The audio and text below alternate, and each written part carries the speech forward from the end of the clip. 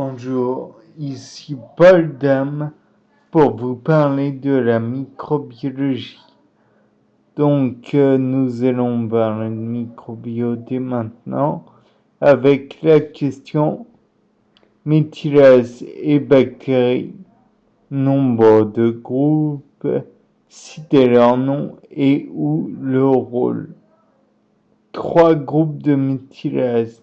Nous avons les méthylases associées à une enzyme de restriction de l'ADN, système restriction par méthylation, méthylation de l'adénine 3+, et cytosine 2+.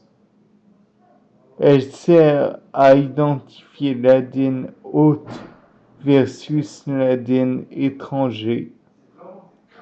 Il y a 4 sous-groupes, dont le sous-groupe 2 qui sont les enzymes de restriction de BM, biologie moléculaire. Le sous-groupe 4 coupe que si le site est méthylé sur A ou C, donc sur l'adénine ou la cytosine. Méthylase DCM, méthylation des cytosines 3+.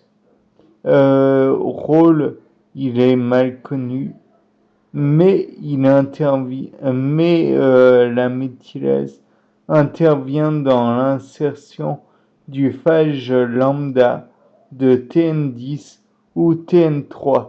On sait que si son activité baisse, le taux de mutation augmente car la cytosine est transformée en thymine.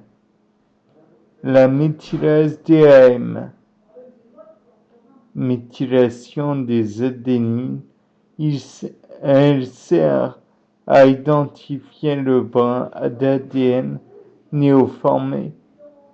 Le rôle permet de voir le rôle dans la fidélité de la réplication.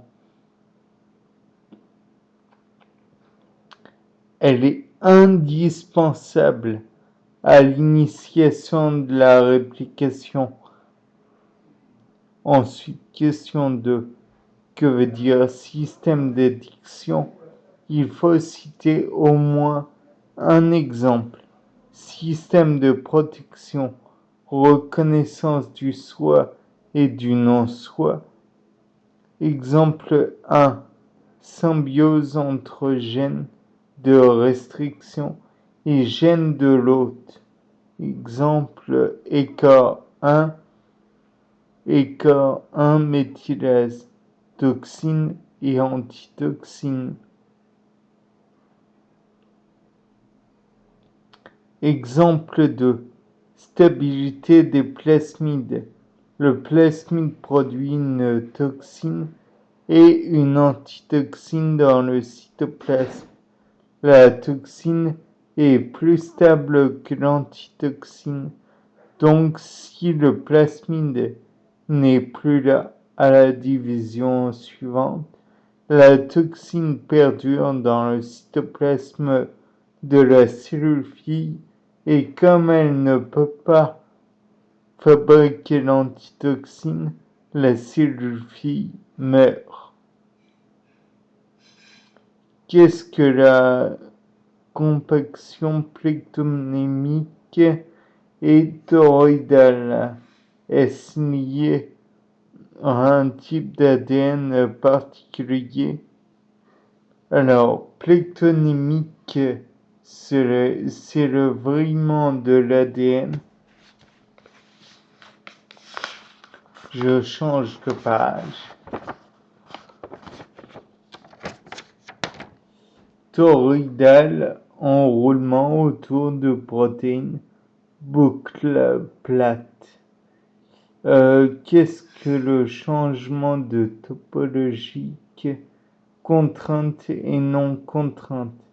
Étoffer un peu la réponse. Changement non contraint, imposée par une enzyme, par une topoisomérase, par exemple, tel que, alors l'exemple pris, c'est l'exemple de la gyrase, convertit l'ADN positif en ADN négatif, et après le départ de la gyrase, en absence de l'enzyme, l'ADN reste dans la conformation topologique donnée par par l'enzyme. Changement contraint. La topologie est maintenue tant que la protéine change L 1, 2, 3 est présente. La protéine impose la topologie. Si la protéine part, l'ADN change de topologie. Rôle typique des NAPC,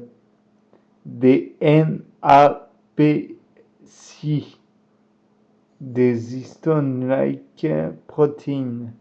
Enroulement,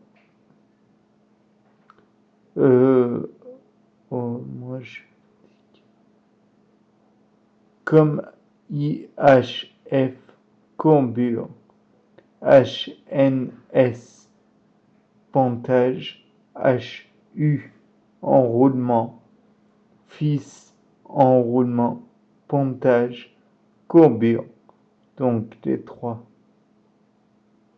Réflexion sur des données d'après Al-Safadi R et Al-Inplos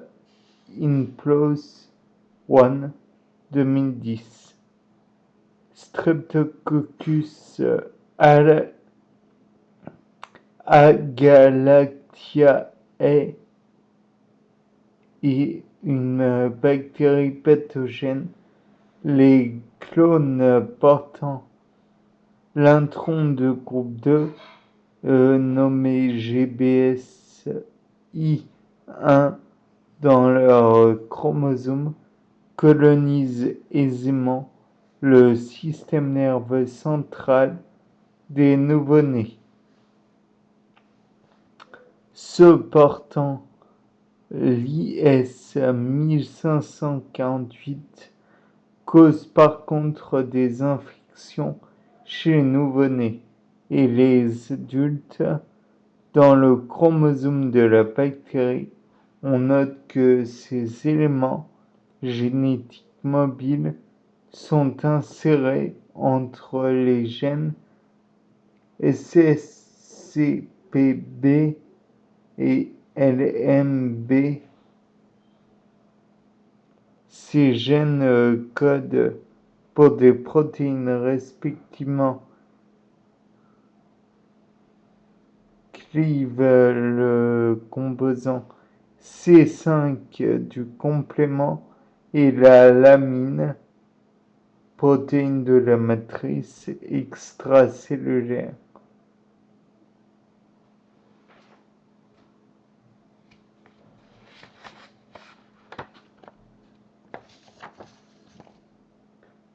Pour faire la PCR quantitative, on a extrait des bactéries.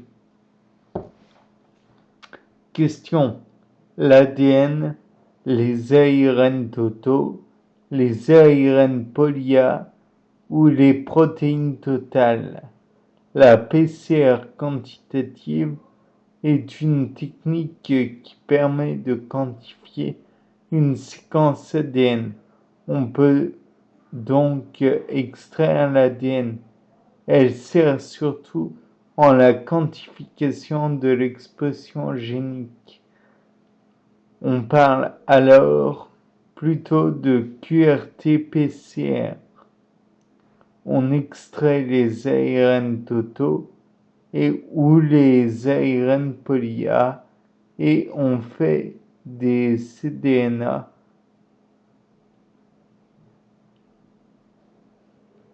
À partir des ARNM Le cDNA est converti ensuite en ADN double brin.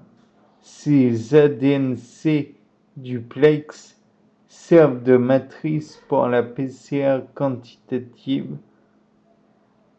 Chez les bactéries, les polya ne sont pas forcément des ARNM. De plus, la queue polya est beaucoup plus courte. Pour les eucaryotes, on extrait le plus souvent les polya pour faire de la PCR quantitative. Que veut dire le terme normalisé?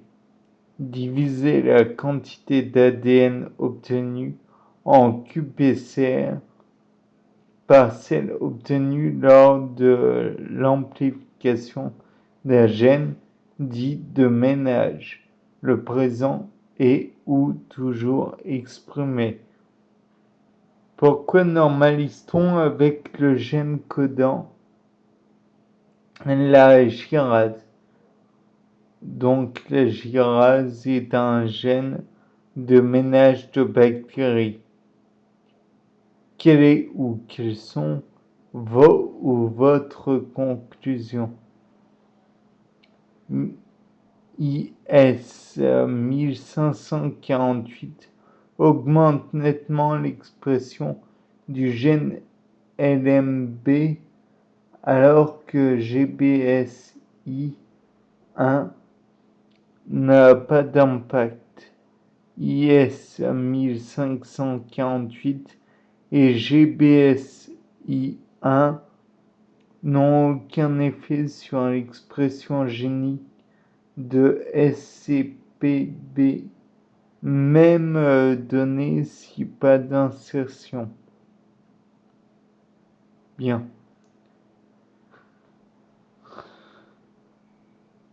Une souche de S. agalactiae, possédant entre son gène SCPB et LMB l'IS 1548 est délétée de son IS 1548. Des qPCR sont réalisés à partir de la souche avec l'IS et sans l'IS. La figure 3 montre combien de fois moins la souche sans IS transcrit les IMB.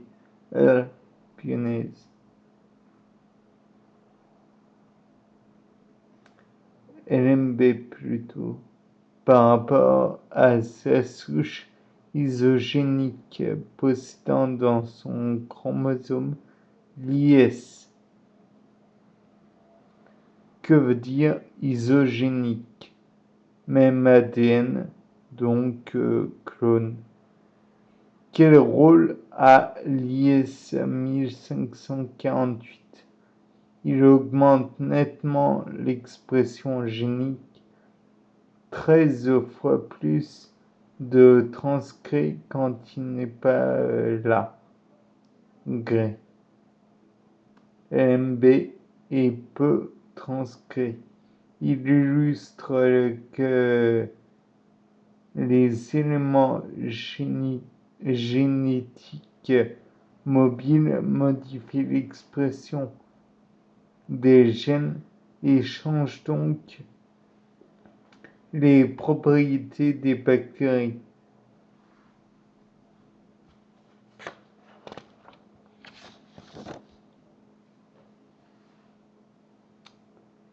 Maintenant, passons au but du gradient de Zylbaski.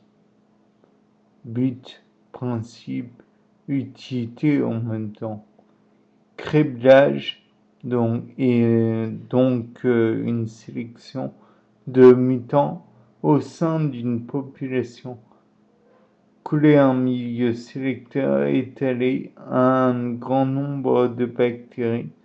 Le but donne l'utilité. Dénombrement des bactéries donatrices par la méthode UFC. Une culture de donatrice tube A est diluée, puis 50 microlitres des différents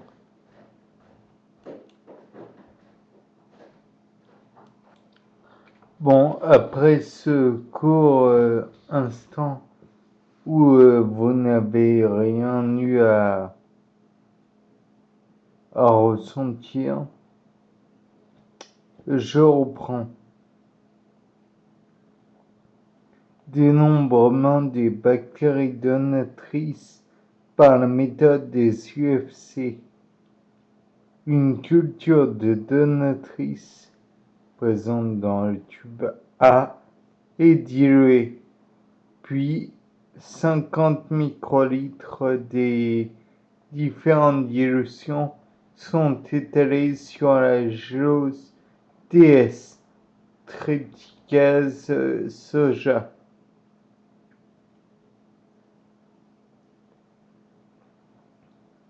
Après 24 heures de culture à 37 degrés Celsius, les UFC sont dénombrés. Commentez les résultats. Qualité du dénombrement. Pas de concordance à 10-6, exposant -6, pardon. Donc, erreur de dilution de peptage. Donnez le résultat du dénombrement en bactéries donatrices par millilitre dans le tube A. On ne retient normalement qu'entre 30 et 50 UFC, donc 30 fois 10 puissance 4 fois 10 puissance 3, le tout divisé par 50, ce qui donne, roulement de tambour, 6 fois 10 puissance 6 bactéries par millilitre.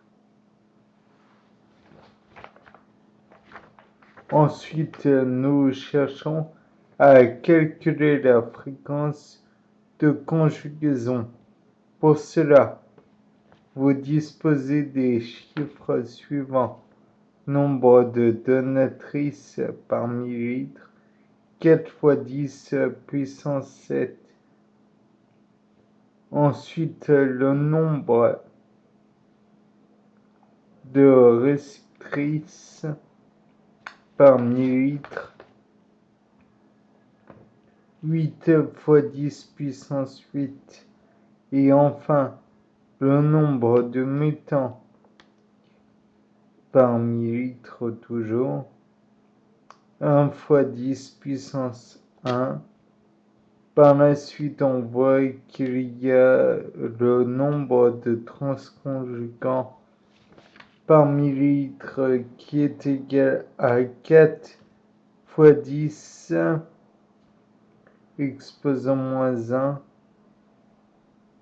et nombre de transformants par millilitre c'est égal à 3 fois 10 exposant 2. 3 fois 10 au carré, quoi.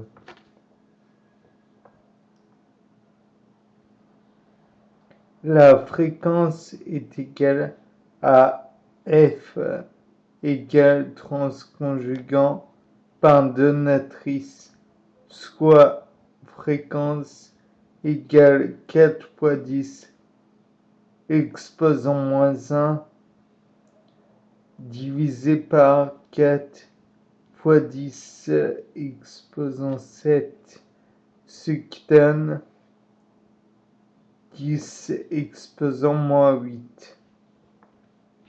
Pour couler une gélose, vous disposez d'une solution mère de streptomycine à 10,8 mg par millilitre.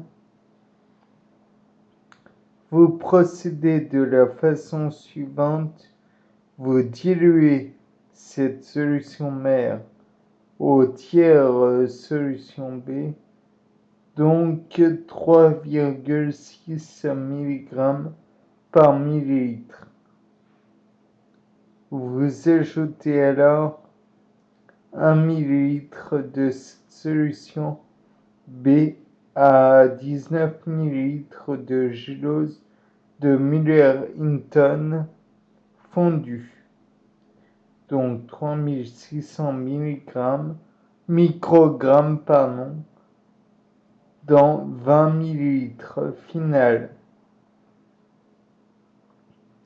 Question: quelle est la concentration en microgrammes par millilitre de cette gélose? 3600 microgrammes divisé par 20 millilitres et cela donne 180 microgrammes par millilitre. Voilà, nous avons fini avec le sujet de bactériaux. Au revoir.